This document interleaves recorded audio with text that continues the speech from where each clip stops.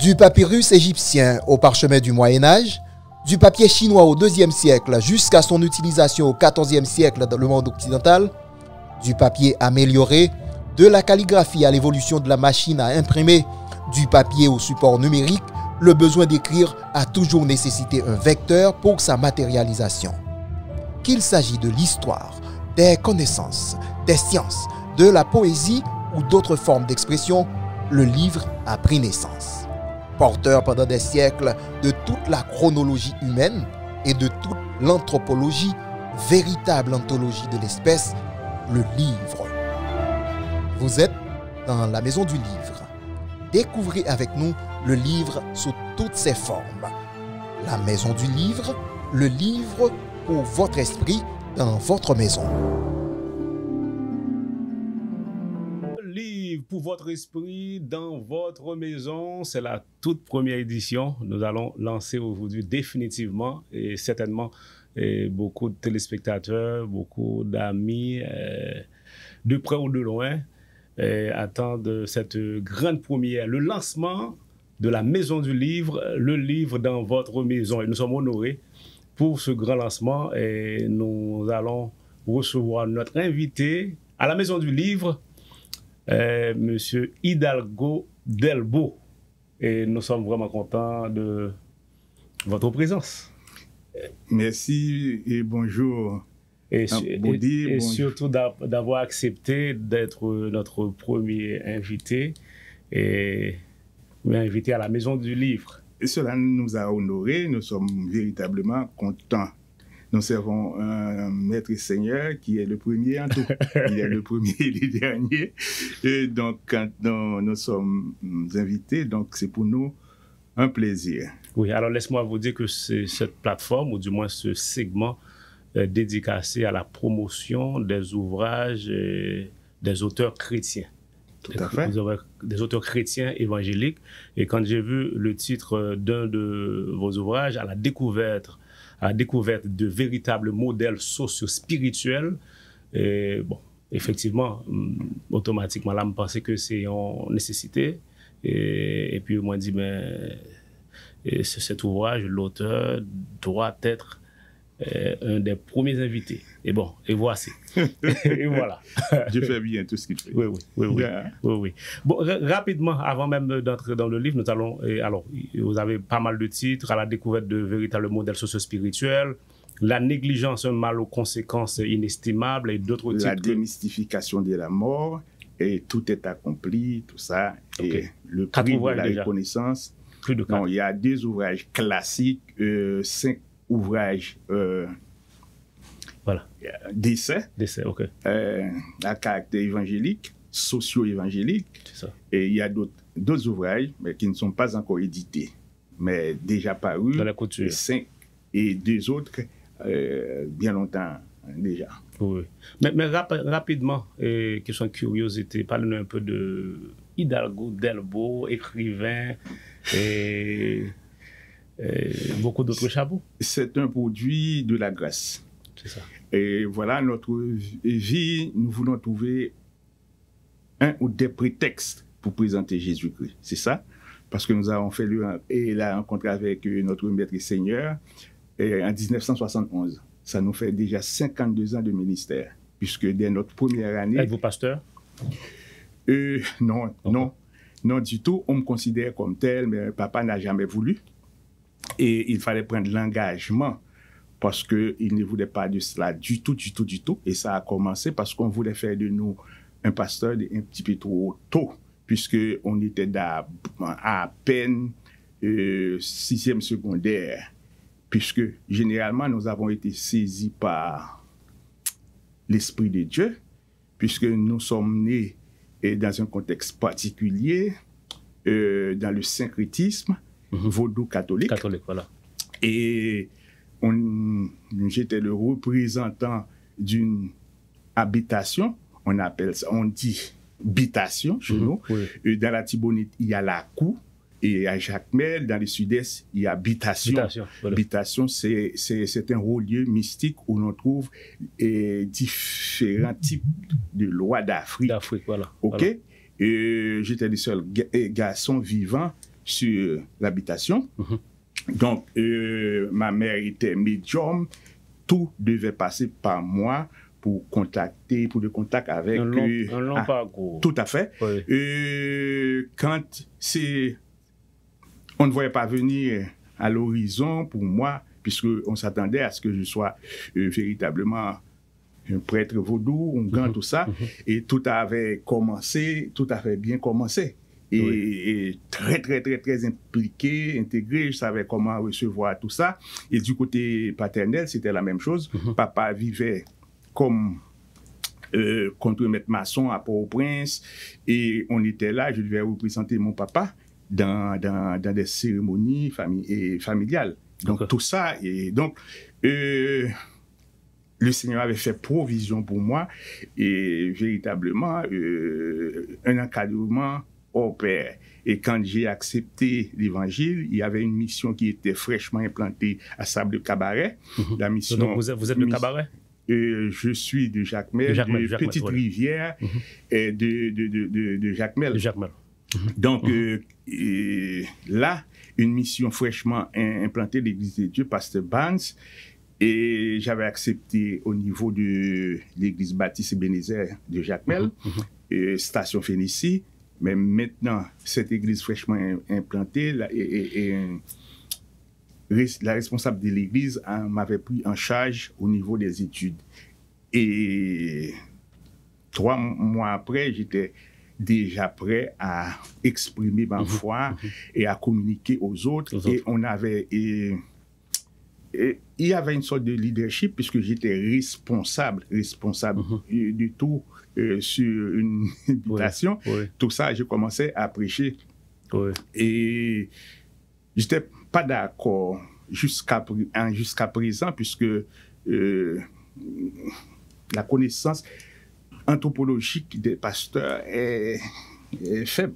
On évolue en négligeant cet aspect anthropologique. Est-ce que c'est cela qui vous a inspiré un peu, ce titre-là, négligence? Alors, pour dire que non, pour dire comment j'ai commencé, c'est parce que généralement, la façon d'évangéliser les vaudouisants, c'est pas approprié, c'est pas normal. C'est pas du tout normal.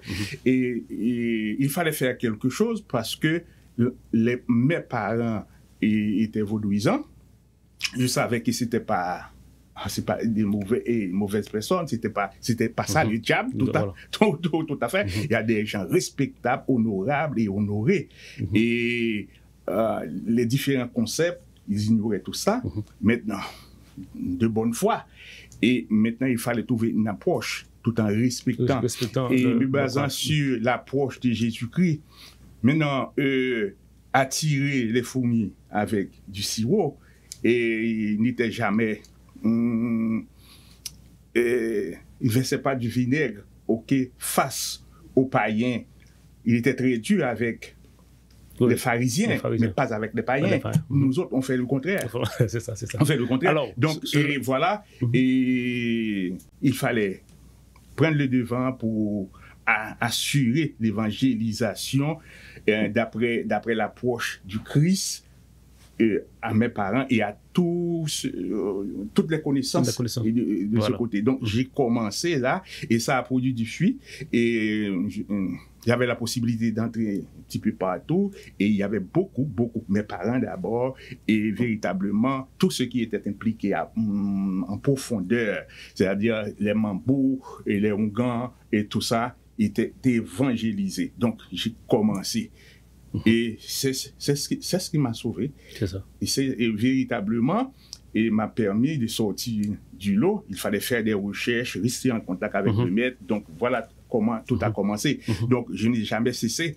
Et j'allais récupérer après, par la suite, après les études, tout ça, j'étais déjà ingénieur, professeur, tout ça.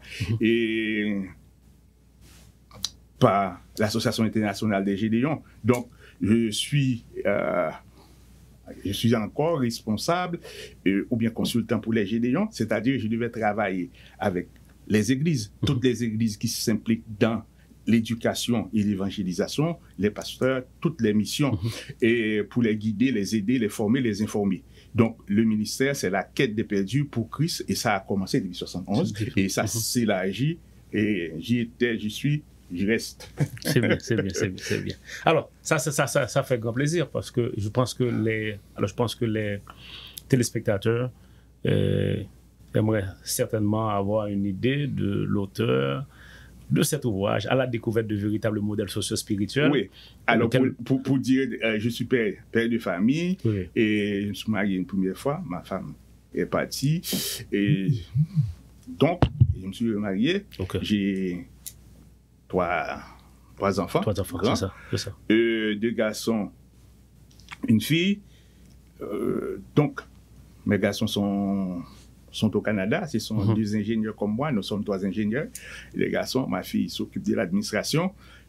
Voilà, et je suis ingénieur civil, je suis éducateur et entrepreneur, puisque j'ai une maîtrise en sciences du développement, maîtrise en éducation et en sciences du développement, ingénieur, tout ça. Mais ma passion a toujours été véritablement la théologie, connaissance biblique, véritablement, et c'est ce qui prime dans mes échanges, dans mes ouvrages. C'est ça. Alors, parlons des ouvrages, et nous allons permettre aux téléspectateurs de découvrir ce titre. Pour moi, j'ai pas seulement feuilleté le livre, mais j'ai pris note. Et qu'est-ce qui vous a inspiré cet ouvrage? C'est surtout pour être beaucoup plus précis. Comment vous êtes venu avec ce titre, à la découverte de véritables modèles socio-spirituels? J'avais écrit un premier ouvrage, à la découverte de véritables modèles bibliques. C'était simplement biblique. On m'avait fait des reproches me disant pourquoi biblique simplement. Pourquoi est-ce que je vise simplement l'auditoire ou bien les lecteurs chrétiens. Et bon, comme universitaire. Non, je leur dis non, bien au-delà, parce que tout ce que je cherche, c'est prétexte pour ceux du dehors. Je dois écrire pour eux. Donc, à la reprise de cet ouvrage, maintenant qui était un succès, parce que en Haïti, si vous éditez 1000 ouvrages et que vous arrivez à vendre 1000 ouvrages d'un coup avant l'année, donc c'est déjà un succès, parce que les gens ne lisent pas véritablement, ils n'ont pas les moyens.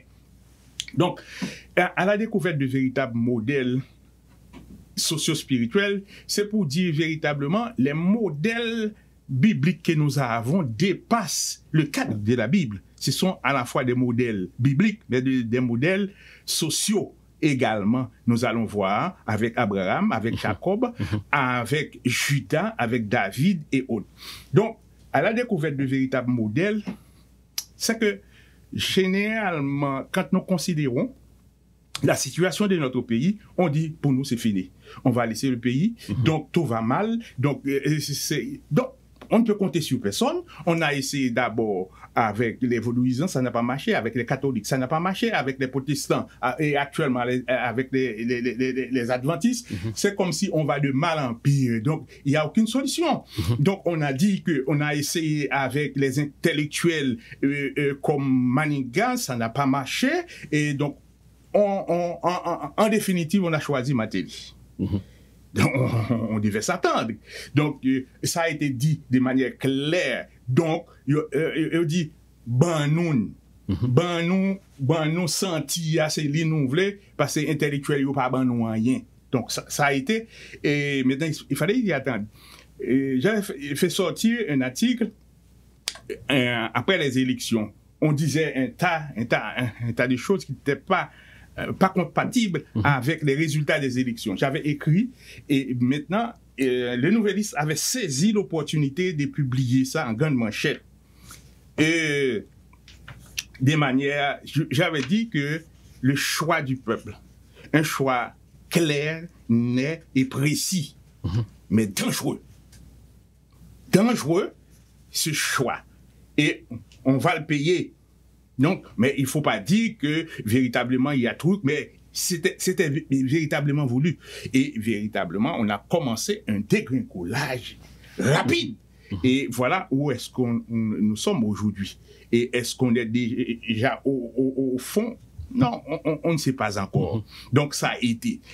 Maintenant, à entendre les professeurs, les universitaires, à entendre même les gens de l'Église, on dirait que c'est fini pour nous. En Haïti, il n'y a plus. Il n'y a personne. On dirait que les Noirs sont incapables et nous autres Haïtiens, donc il y a un problème qui s'est passé, puisqu'il y a une sorte de coupure avec Toussaint Louverture, Jean-Jacques Dessalines, patati patata, qu'après la mort. Donc, parce que ces gens-là, regardent en surface, ne connaissent pas véritablement les Haïtiens, l'homme d'une manière générale. Alors, je me suis dit, donc, alors, dans ce sens, quelle définition que vous portez pour ces modèles de socio-spirituels dont vous en parlez? Dans le livre, comment vous le définissez? Qui ont défini modèle ça yo? Parce que moi là dans l'instant, gagner arabe, gagner zaché, gagner c'est des modèles. La liste est longue. Ce sont des modèles véritablement qu'on ne peut pas s'en passer. Qu'on peut suivre à la lettre. Et c'est une invitation véritablement à lire. Puisque pour sortir de ce pétrin, il ne nous faut pas simplement des conseils, il nous faut des modèles. OK? Et nous avons choisi véritablement des modèles. Et lorsqu'on va considérer ces modèles, par exemple, nous avons commencé avec Judas. Et maintenant, on se dit, est-ce que les gens comprennent Judas? Pas du tout. Donc, on les invite à lire et à comprendre pour dire que ce que Dieu nous dit, il va l'accomplir inévitablement. Dieu, en créant l'homme, lui a donné délégation de pouvoir pour achever et maîtriser la création. Et l'homme est obligé de le faire, l'homme le fait. Si on voit et tout ce que l'homme a fait en termes de vitesse, en termes de déplacement, en termes d'occupation d'espace, et maintenant la maîtrise de la mer pour vivre sous la mer, la maîtrise de l'air, et maintenant les avancées technologiques, non, c'est vrai. Donc on ne comprend pas. Maintenant, l'étude de l'homme que nous sommes pour comprendre et les cellules, tout cela, pour intervenir et tout ça, on voit Dieu à l'œuvre, ce n'est pas l'homme. D'où est-ce que ça est venu? Donc, c'est très exactement. Donc, le fait de se déconnecter de Dieu, ok? Le fait de se déconnecter de Dieu, on se perd et beaucoup d'hommes sont récupérés par le diable, l'adversaire, et on est tombé dans le pétrin, tout ça. Mais maintenant, Dieu nous fait des promesses et nous avons des modèles qui sont là. Il faut considérer la vie de ces modèles-là.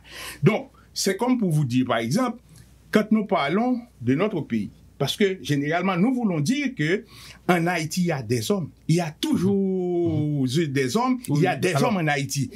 Maintenant, il faut chercher et trouver ces hommes. Parce que les hommes qu'on nous présente, que ce soit dans la musique, que ce soit dans la littérature, il y a plein d'autres. Maintenant, on ne les présente pas.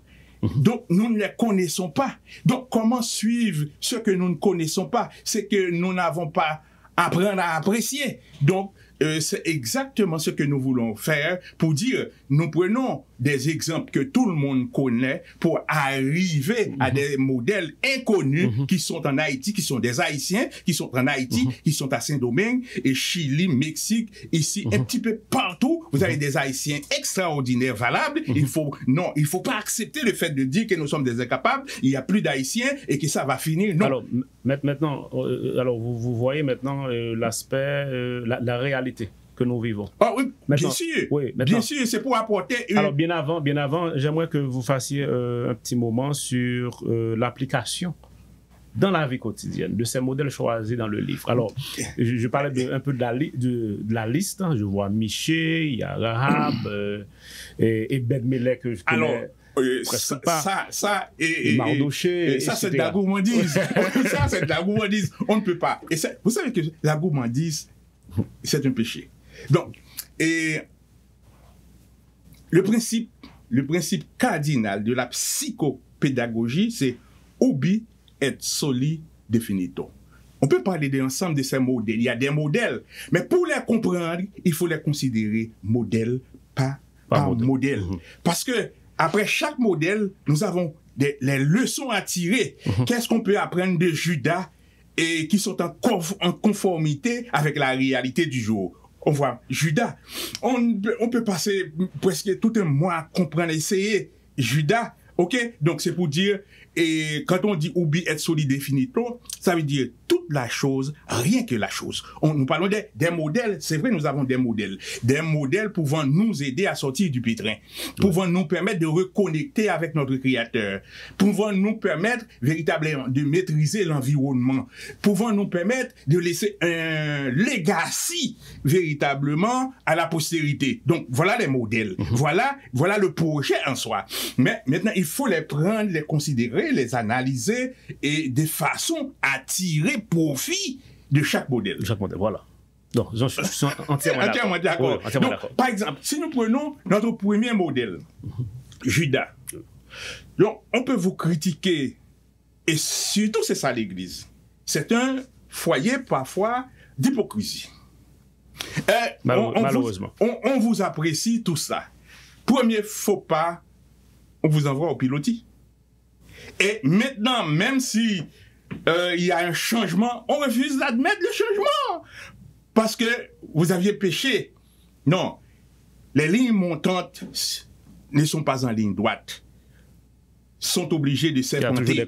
Il y a toujours des courbes. Ok, en montant, donc on va se croiser quand même. Donc il n'y a jamais, pas un seul homme en dehors de Jésus-Christ, dans son aspect d'homme, qui a vécu sans péché. Pas un seul. Même le grand Abraham. Ok, mais maintenant, quand on est dans le plan de Dieu, le fait de chuter, non. Et il a déjà fait provision, il le savait. Et il a fait provision. Voilà pourquoi, voilà ce qui est extraordinaire dans Judas. Vous savez, le quatrième fils de Léa et de Jacob, Judas était un homme de caractère de naissance. Son père comptait sur lui pour lui faire le récit de la journée. Parce que Rouben avait perdu déjà son droit d'aînesse et en montant sur la cour de son père. Donc, l'homme de confiance, c'était Judas. Quel type de caractère, de très tôt. Donc, son père lui faisait confiance. Mais maintenant, qu'est-ce qui allait se passer? Dans l'affaire de Joseph, là, Joseph était un fils qui était presque de trop dans la famille pour ses frères, parce qu'il avait des rêves, et selon ses rêves, il était, comme on dit de nos jours, il était mis en business, et il croyait ce que le ciel lui avait donné dans ses rêves. Donc, il était véritablement mis à part, et le Créateur pouvait lui communiquer des choses et sur sa couche. Et maintenant, avoir la prétention de surpasser l'ensemble de ses frères, et piétiner le droit d'aînesse, et même avoir à ses pieds et son père et sa mère, ça en était trop. Donc, on voulait lui infliger une leçon, lui remettre à sa place. Tout le monde voulait ça. Mais maintenant, les autres, les fils, surtout des concubines, voulaient soustraire Joseph de l'héritage. Et maintenant, quand Joseph a été les voir pour leur apporter de la nourriture, et les voir, puisqu'il voulait il était à la maison avec son petit frère, c'était l'occasion de prendre vengeance, de dire, nous allons voir ce que va devenir ces rêves. Le complot de détruire. Donc, à partir de ce moment-là, Ruben ne voulait pas du tout, il voulait lui donner une leçon, mais pas tuer.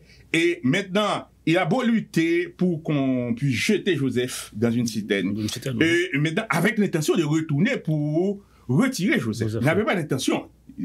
Mais maintenant, Judas, qui n'était pas là, ne savait pas. Ruben avait un plan. Il avait proposé, parce que c'était très dangereux dans la citerne, il n'était pas très costaud, ce Joseph-là. À partir de ce moment, il avait proposé, pourquoi ne pas le vendre? Pourquoi ne pas le vendre? Donc, Et on m'a dit, c'est ce qui a été fait. Mais maintenant, le hic, maintenant, comment l'expliquer à Jacob? Ils avaient tué un bouc, trempé la tunique de plusieurs couleurs de Joseph pour présenter. Maintenant, cela ne passait pas. Jacob ne pouvait pas voir, et ça passait.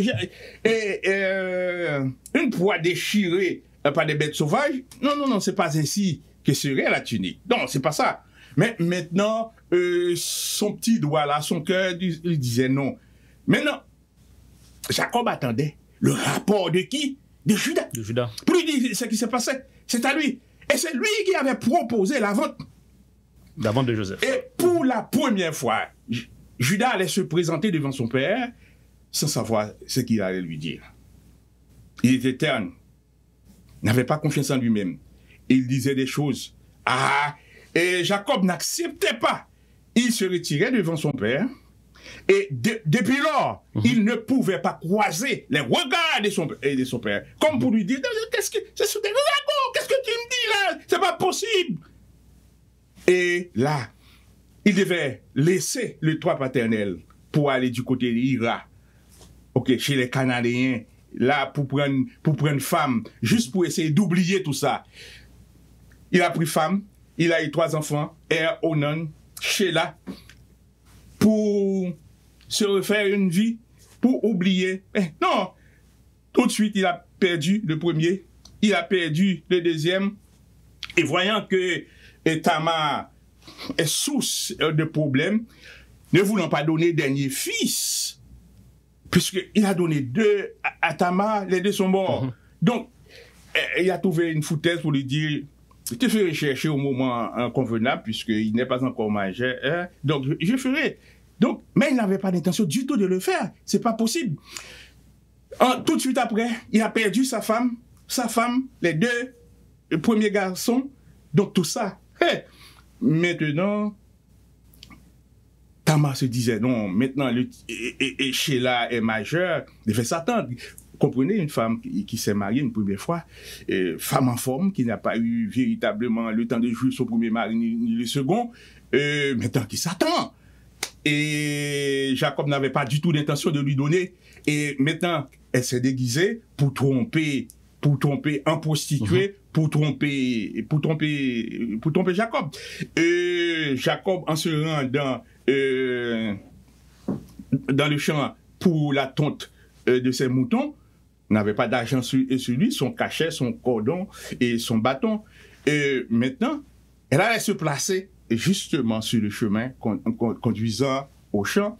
Et c'est là, Jacob l'a vu, il n'a pas eu de femme pendant longtemps, et lui a proposé un marché, elle a accepté, moyennant un gage. Et comme gage, voulait un gage, et il y en avait 3, le cachet. Le cachet, c'est le seau. Pour avoir un seau, il faut être grandon. Pour vendre, acheter, tout ça. Et ensuite, cordon et bâton. Des objets très personnels à un type de haute société qu'on appelle chez nous un grandon. Et véritablement, tout ça, c'est ce qu'elle voulait. Et maintenant, chance pour elle, elle est tombée enceinte. Elle devait se cacher, parce que dans ce cas, c'est la lapidation. On devait la lapider. Et maintenant, elle se montre. Puisque elle avait un plan en tête. Et maintenant, quand la nouvelle était parvenue à Jacob, Jacob a demandé de la faire sortir pour la lapider, après l'avoir jugée. Et ne se donnait même pas la peine de se présenter devant l'assemblée. Elle a eu à envoyer à Jacob le cachet, le cordon, le bâton, pour lui dire, c'est de l'homme à qui appartiennent ces objets que je suis enceinte. Et là, il faut commencer par apprécier Judas. Judas a reçu tout cela. La femme n'était pas là. Judas aurait pu cacher ces choses. Judas aurait pu détruire, puisque personne ne savait encore ce qui s'était passé. Et Judas aurait pu soudoyer le commissionnaire. Il a reconnu cela.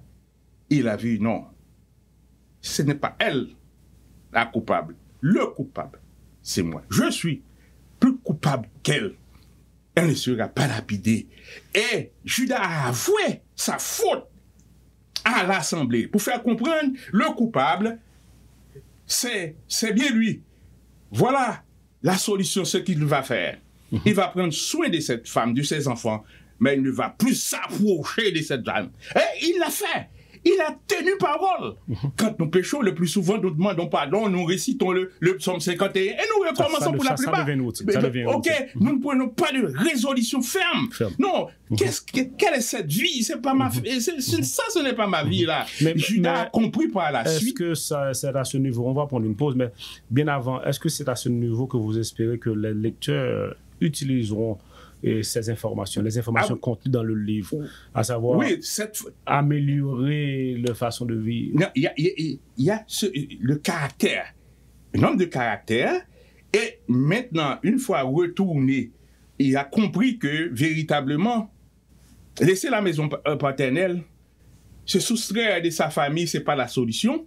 Il a menti. Il lui faut trouver un moyen pour résoudre ce problème. Le problème, il a un problème avec Dieu. Ce n'est pas là son éducation. Et il s'est départi et il est retourné à la maison paternelle. Et là, il a été demandé avec ses frères d'aller acheter des provisions en Égypte, puisqu'il y a famine dans le pays. Maintenant, une fois arrivé en Égypte, Joseph les a reconnus, maintenant a pris en otage Siméon, et après avoir pris des informations, a demandé aux autres, aux 9 autres, d'aller, maintenant de lui ramener Benjamin, son petit frère à lui, père et mère. Et à partir de ce moment-là, Siméon était prisonnier. Donc, ok, il a remis à fois l'argent, il donnait beaucoup de provisions. Ils se sont retournés.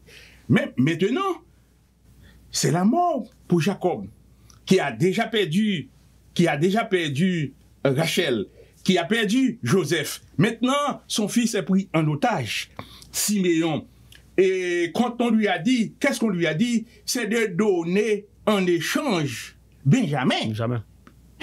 Le dernier de Rachel, qui est né à la mort de sa mère. Pas question.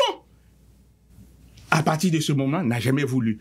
On lui fait toutes sortes de propositions. À un certain moment, Judas se leva avec sa force de caractère pour convaincre son père. Pour lui dire, si je ne te ramène pas Benjamin, que je sois coupable devant toi pour la vie. Il a accepté simplement. Tout le monde avait essayé de le persuader sans succès. Mais attendez au pouvoir. Quand on a été de retour, Joseph avait en tête de jouer mauvais tour à ses frères. Et il voulait prendre Benjamin et les renvoyer. Et il avait fait mettre sa coupe dans le sac de Benjamin.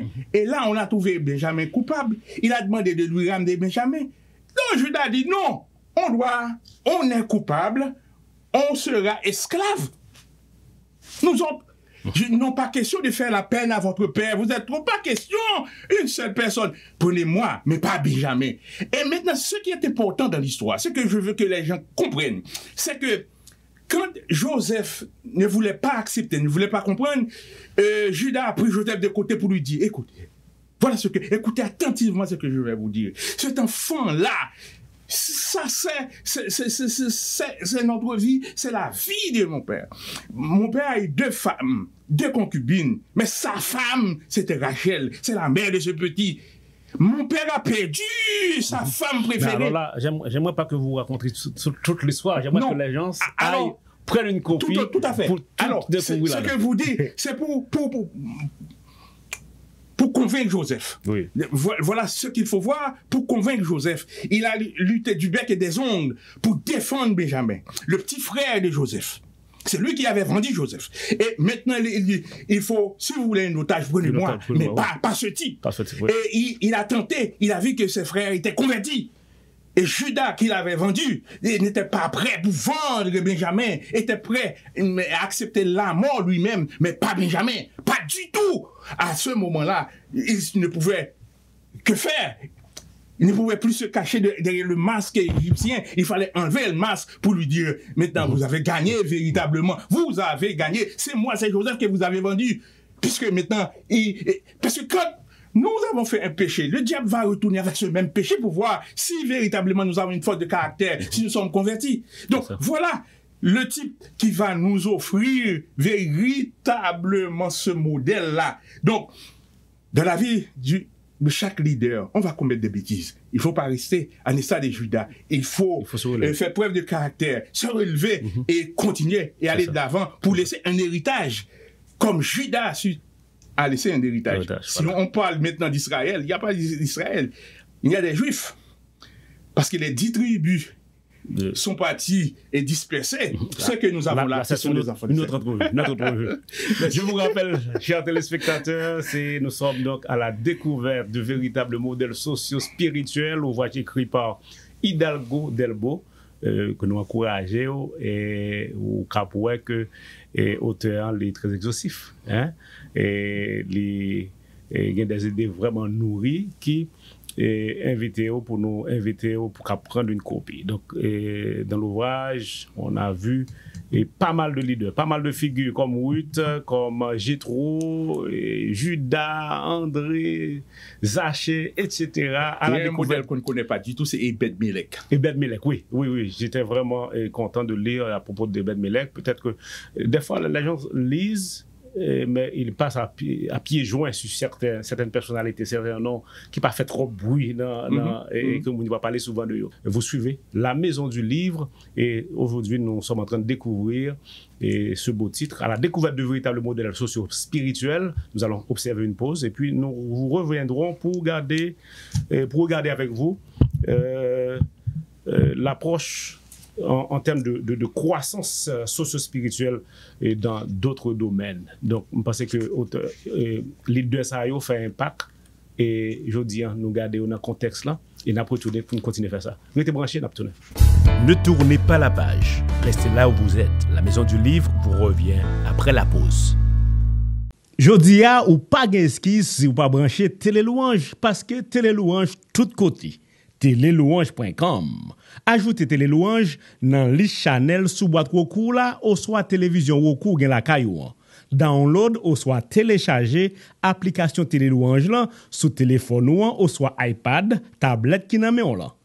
Et puis tout, dans même application ça, là vous cliquez sur 3 petits points dans coin à droite là, ou ka partager application Télé Louange là avec un autre monde, like us on Facebook, follow us on Twitter, ak Instagram, ou ka même contacter nous à partir de l'application ça. Pas oublier, même côté ya, ou ka dit sur remet application.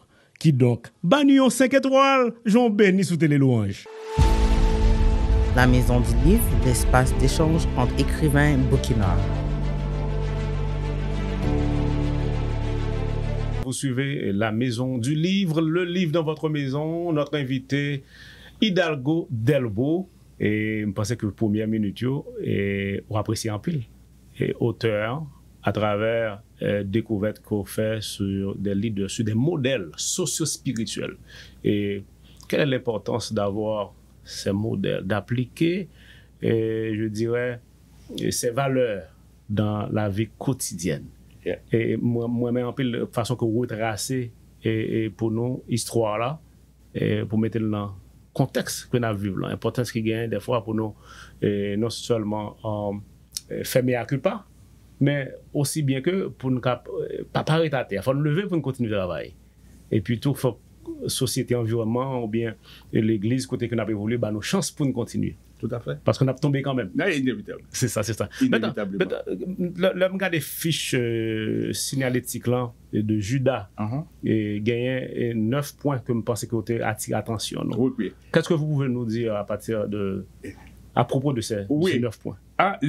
Leçon apprise de la vie mouvementée de Judas, c'est que la vie en dans le si de cet élu de Dieu est riche en leçons pour ceux et celles qui sont appelés de Dieu. Parmi les multiples leçons qu'on peut tirer de la vie de cet homme, nous avons sélectionné 9.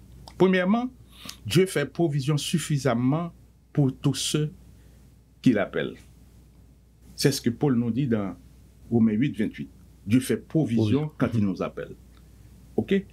Si vous avez un petit problème, donc je vous laisse entre les mains de Dieu. Dieu a le Saint-Esprit pour vous corriger. Non, mais ce n'est pas fini. il fait provision pour vous. Deuxième leçon, les difficultés d'un appelé sont proportionnelles à sa mission. Vous avez une idiosyncrasie, j'ai mon idiosyncrasie. Vos difficultés ne sont pas mes difficultés. Donc, les difficultés d'un élu sont proportionnelles à sa mission. Il y a des missions de ce niveau, de ce niveau, de ce niveau. OK, il faut comprendre et apprécier cela. Troisième leçon, Dieu ne nous épargne pas des difficultés de notre mission. Quand Dieu nous appelle, donc nous devons avoir une formation. Donc, il est prêt à nous former. Donc, il les traverse avec nous. Dieu traverse les difficultés avec nous.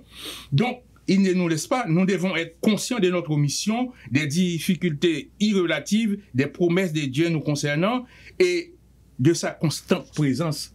Quatrième leçon, les subterfuges n'ont jamais solutionné les problèmes spirituels. Il nous faut être conscients et assumer nos responsabilités. Dieu est vérité. Quand nous mentons, nous nous faisons enfants du diable.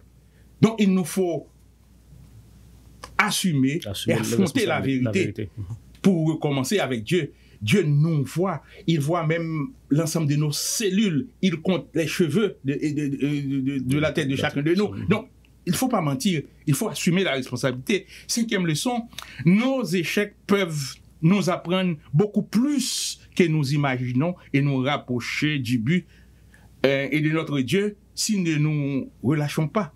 Si vous lisez, par exemple, le voyage du pèlerin, vous comprenez tout ça. Sixièmement, la vérité a son prix.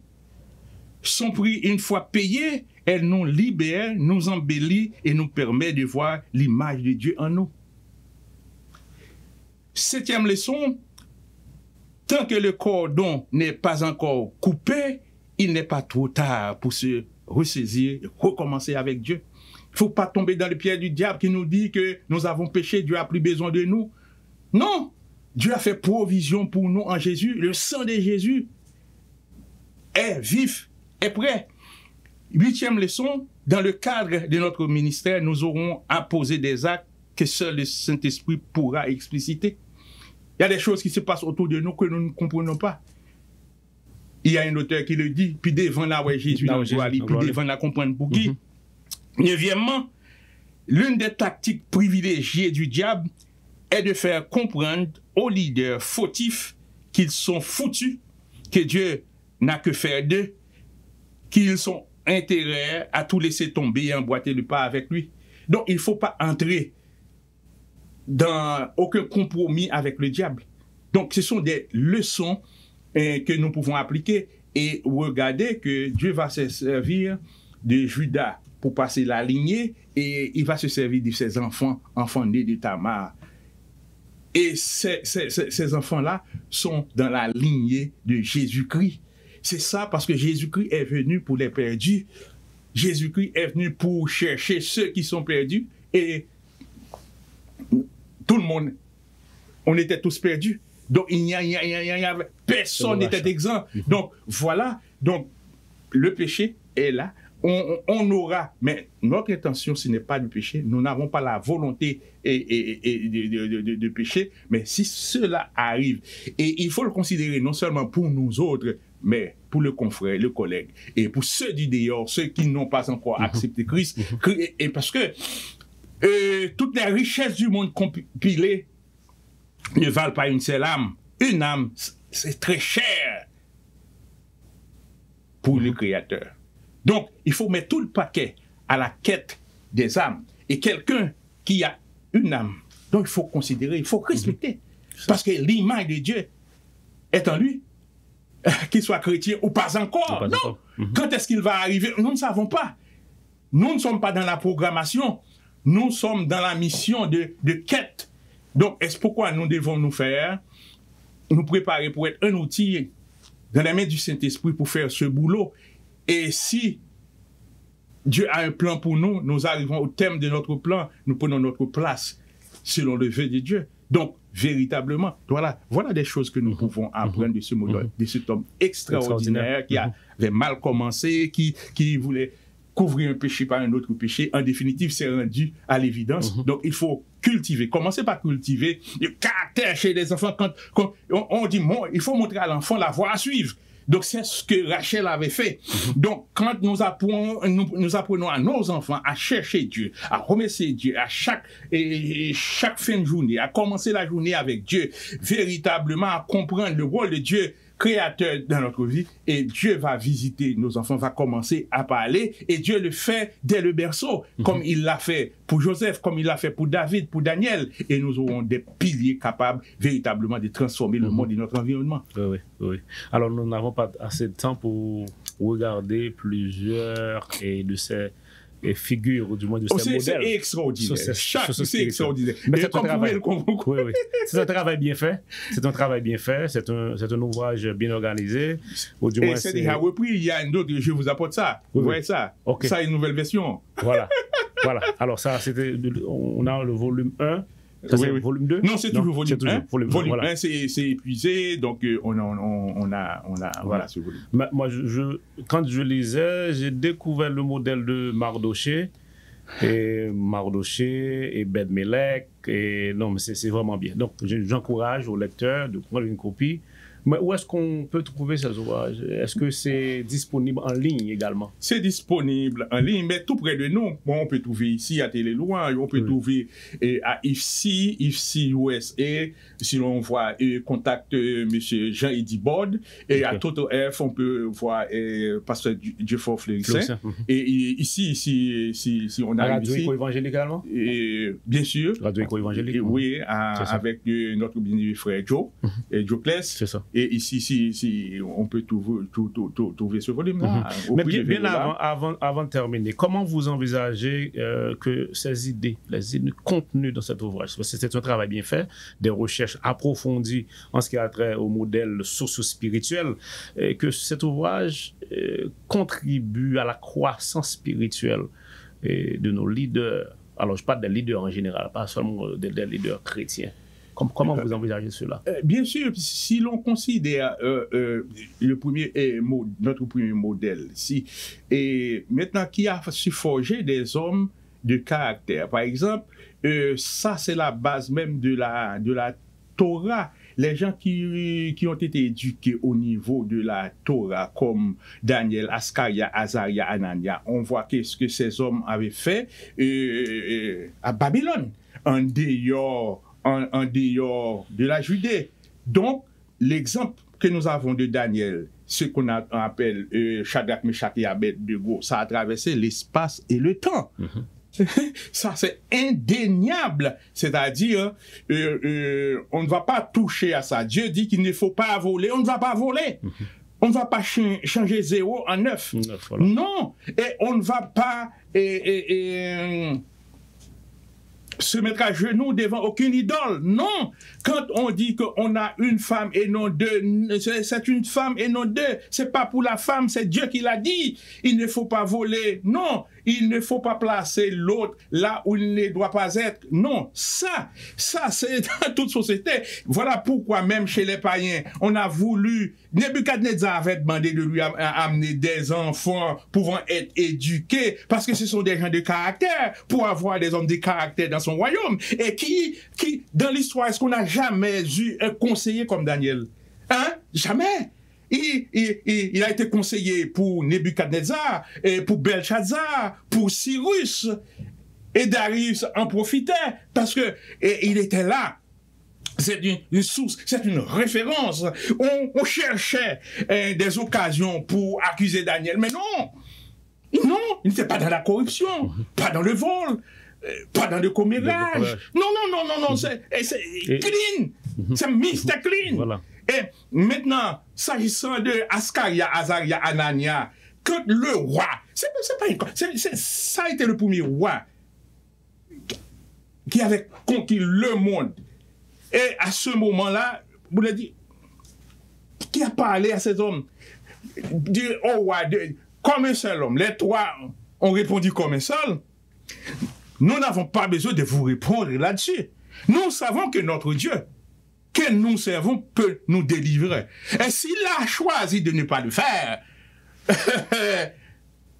toute la gloire est à lui. Mais quant à nous, nous ne servirons pas à des dieux. C'est fini. C'est fini. C'est fini. Donc voilà, c'est ça. Est-ce qu'on n'a pas besoin de tels hommes Certainement.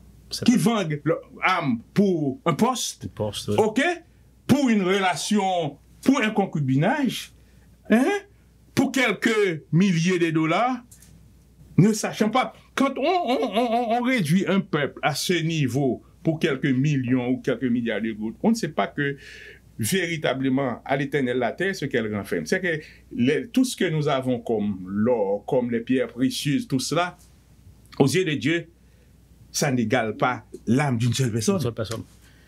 Donc, comme L'âme n'a pas de prix. oui, c'est pas l'âme du racheté, non, l'âme générale. Parce que l'homme, c'est une sorte de statue, c'est le souffle de Dieu en l'homme qui transforme l'homme en une âme vivante. Voilà. C'est Dieu en nous. Donc, à partir de ce moment-là, ça, tout le monde doit le savoir, doit le comprendre.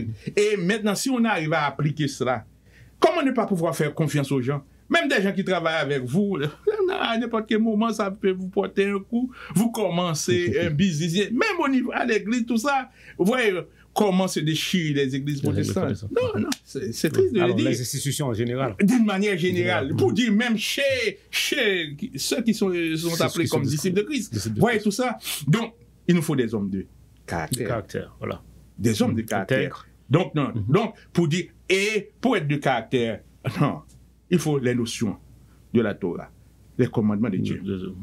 Et Dieu dit, ceux qui m'aiment, ce ne sont pas ceux qui le disent, mais ceux qui mettent en pratique ma parole. Mes commandements. Mes commandements. Ça veut dire, quand Dieu a dit, c'est fini. Quand Dieu a dit, c'est fini. C'est fini. Alors, et le problème, je veux parler maintenant du monde chrétien même. Les plus haut placés. Les bishops, les pasteurs.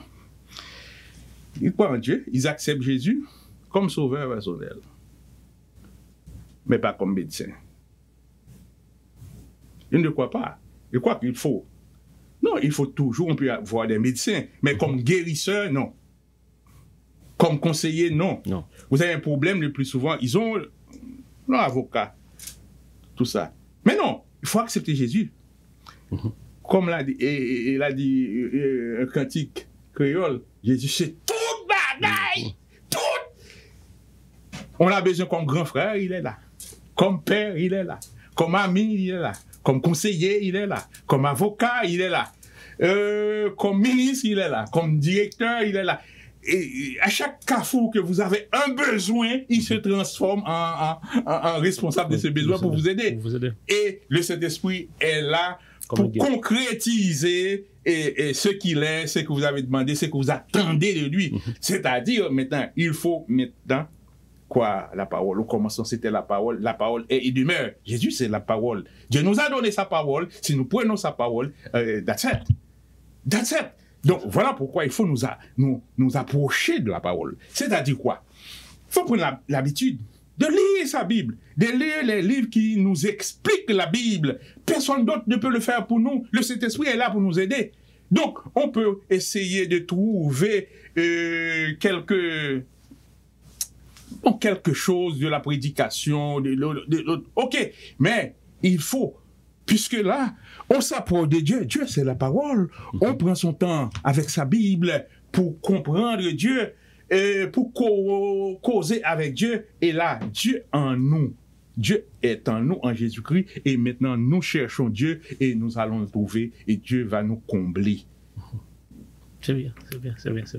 Alors, pour terminer, j'aimerais quand même que les gens sachent que l'ouvrage, ou du moins les ouvrages sont disponibles. Tout à fait. Nous n'allons pas pouvoir regarder tous les ouvrages en même temps. Ils sont nombreux. Donc, tout à fait. D'autres ouvrages dans les coutures.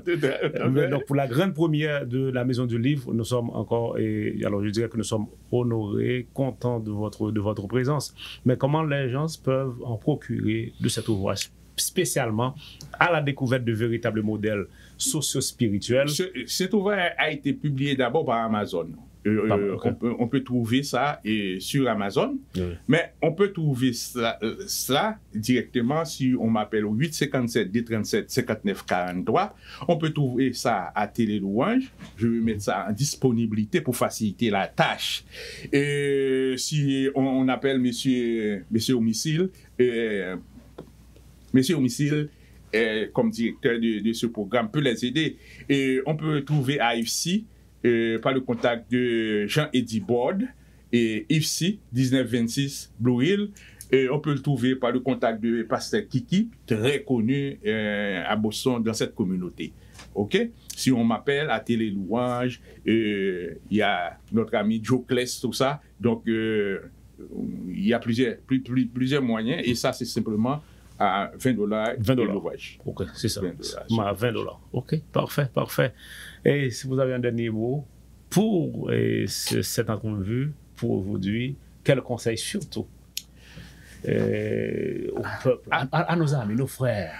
Oui. Alors, certainement, vous pensez à la crise que nous sommes en train de vivre, et crise au niveau... Avant de voir mes frères, c'est Monseigneur d'abord, puisque moi-même, moi mouri déjà, le 12 janvier, 2 dalles étaient à tomber sur moi mouri, moi font deal avec lui, et moi te dit, il est un nom béni et saint, un nom divin que nul n'implore en vain, et ça pas de fin, les vignes à main forte et à bras étendus, il mettait dehors.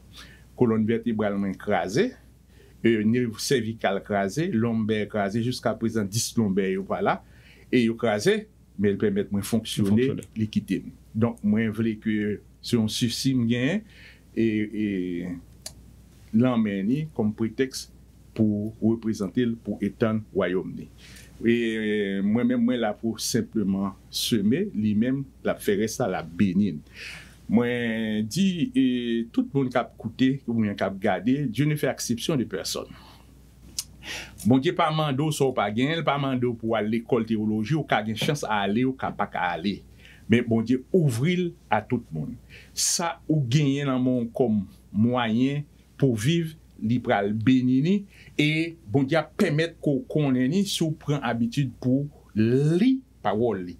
Pour li parole li, et laisser adoration que wa bail, c'est le rencontrer l'autre monde, c'est une apothéose de rencontrer lui, mais on va avoir une possibilité pour adorer bon Dieu chaque jour, matin et soir dans la vie. Ou besoin un des auteurs chrétiens qui est capable d'expliquer ça. Mais ça, c'est pas des bagages qu'on capte ni sur radio, ni sur télévision, ni l'église. Ou des petits bagages, c'est ou pas prendre engagement ça pour faire quête ça, et bon Dieu, laisser le trouver par monde qui chercher. Donc, ou chercher. Nous faisons des efforts, ces gens nous capables. Ça qui est important dans le livre, ça, qui moi aime plus, en pile monde aime, ou qu'à commencer lire n'importe côté. Quand on ouvre le lit, ouvre le lit, et ou carrément, moderne pyramide, pas vous tomber sur découverte qu'on va faire. Moderne pyramide sont l'autre et homicide carrément, et on pyramide. Chaque monde pyramide mais ça. Et madame, moi, fou des livres, ça, c'est un bagage extraordinaire. Donc, comme ça, parce que, au besoin, il y a un cantique qui pourrait tirer dans un passe. Combien qu'on est. Au besoin, il y a un verset, un chapitre, un somme, au besoin de relation personnelle pour bien connaître bon Dieu, ou qu'on façon pour causer avec lui. Et maintenant, pour capable de joindre son besoin, parce qu'il fait provision pour déjà, si vous ne pas connaître. Parce que l'idée dans Osée 4-6, on peut périr faute de connaissance. Ou besoin de connaissance, ou pas qu'à tout apprendre des gens parler pour prier pour ou pas non. Bon Dieu là, il mettait Saint-Esprit pour faire suite à son mandat là, au finement de lui, mandat là avec foi le baoul. C'est pour aller chercher. Donc nous voulons comprendre ça. Donc nous faisons effort ça, mais avec un pilote monde qui déjà fait. Mais nous disons ça, découverte du modèle ça, son bagage extraordinaire, ou avoir un monde ou qu'à suivre comportement yo, cheminement yo pour capable rapprocher. Si ou t'es éloigné de bon Dieu, comme c'était le cas de Judas, c'est occasion pour rapprocher de lui-même, même avec Zachée que ou capable ouais, son paquet de bagages, son bagage extraordinaire, son lit de cheveux qu'il a pillé pour ou pas non seulement l'île ou dévorer ou kembil près ou permettre l'autre monde tout et capable l'île. Et c'est un livre que ou capable acheter en quantité pour capable les anniversaires moun, pas simplement bay chocolat, un bagay qui pral fini, mon cap bal un bagay qui capable demeurer et un bagay qui capable faire li rapprocher de Dieu et li joindre toute bénédiction que bon Dieu qui veut nous vivre dans la plénitude, qui veut nous riches véritablement dans l'esprit nous dans corps nous dans l'âme nous, ou joindre tout ça et ou modèle parfait que bon Dieu veut. Également pour modèle pour un développement personnel. Nous en avons besoin. Eh bien, et nous mettons fin, et nous comptons en pile et opportunité pour nous tenir avec nous Hidalgo Delbo, l'auteur de l'ouvrage À la découverte de véritables modèles socio-spirituels. Avec lui, je dis, nous te garder un peu en détail raison, titre ça, raison, livre, l'importance que le gagnant ou même qui va le lire, côté que lui rappelle en fait. Donc, c'était justement pour le lancement de la Maison du Livre, le livre de votre maison, et nous, bon rendez-vous, et sous peu, et avec d'autres invités, nous avons gagné pour nous continuer à garder livres, œuvres écrites et des auteurs chrétiens, évangéliques. Et donc, restez branchés pour plus de détails et nous sommes contents qu'on tape suivre.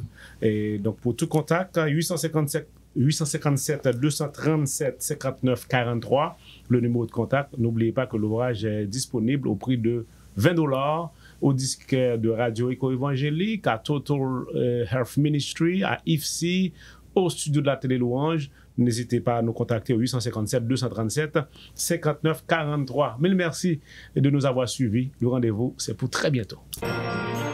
Vous venez de suivre La Maison du Livre, un segment dédié à la promotion des œuvres écrites des auteurs chrétiens d'ici et d'ailleurs. Si vous voulez y participer, faites-nous parvenir votre ouvrage à notre boîte postale 260 716, Boston, Massachusetts 02126, ou écrivez-nous à l'adresse suivante info@télélouange.com.